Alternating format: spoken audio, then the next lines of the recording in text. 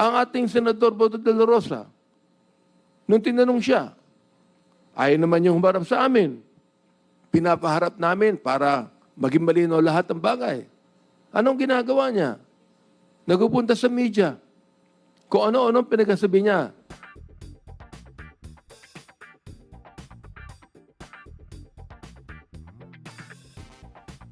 Kung meron man dito nagsasabi na we're gathered here because of politics, gusto namin humarap siya rito para sabihin sa amin directly.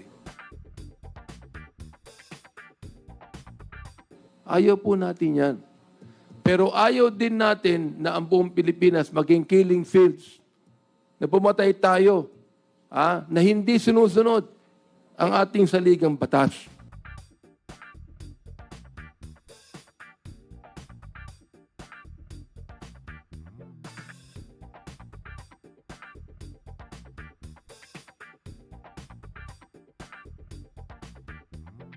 We seek not vengeance, only truth.